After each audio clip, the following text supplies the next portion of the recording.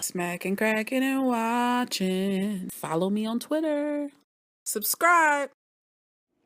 All right, I'm back with another movie review. This time we're going to be talking about Scorched Earth. Scorched Earth just came out February 2nd, and it's an adventure action movie starring Gina Carano as Gage, aka our bounty hunter, Attica Gage. And she's basically out there in this post-apocalyptic world that meets a Western movie feel. It's definitely the end of the world vibes. I mean, people are dirty, filthy. They have to breathe with this is the aftermath 50 years later, and this movie, I don't want to call it trash. I don't want to call it a B movie. If you're looking for A-list celebrity, if you're looking for A-list vibes, you're not going to get it with this one. It's dark, and by dark, I mean it's literally like brown, dirty.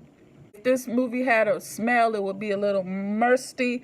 You know that season of year where it's like muddy outside and the grass is all dingy and brownish and there's not a lot of green involved? That's the vibe of this movie. It's that wet, muddy green, like you need sunshine and you need something fresh to come in. It's an action film, so they're going to give you fights, and it's kind of like Nikita. Do you remember the TV show Nikita? This is like a Nikita episode mixed with Yosemite Sam shots. Bang, bang, bang, bang. Like that. If you prefer your action movies to have people shooting like this. I did like one of the bounty hunters, one of the rebels, that she had an ace of spades in her cowgirl hat. I appreciated that. I also appreciate that our star of the film is a female. Shouts out to her. With some corny lines in the beginning. Suck it, die, Gage. Really? Really?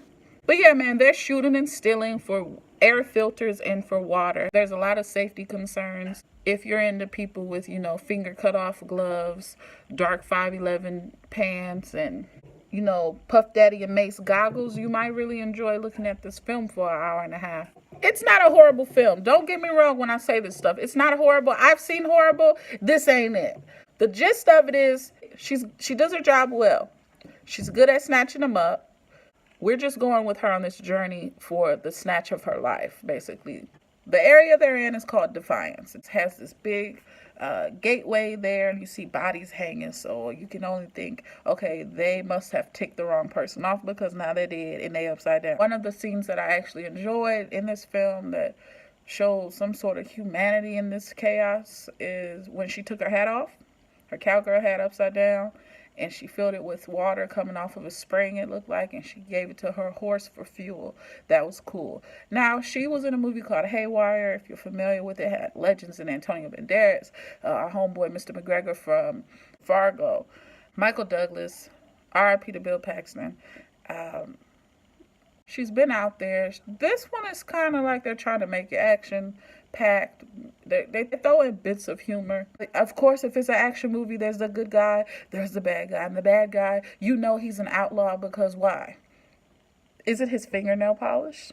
They kind of trip me off, the villains in here, the outlaws, because they're dressed like the people from... With using the word outlaws, it makes me automatically think California Love Tupac, the video. And they are giving it to us just like the video with outlaws. That's how they're wearing their clothes, if you think about it. The boots, all of it. Shake it, baby. California love. Let me know what you thought about this movie. Did you like the ending? Her sister ends up being abducted, kidnapped by the same guy, Mr. Fingernail Polish Outlaws. She knows it's him because she bit him.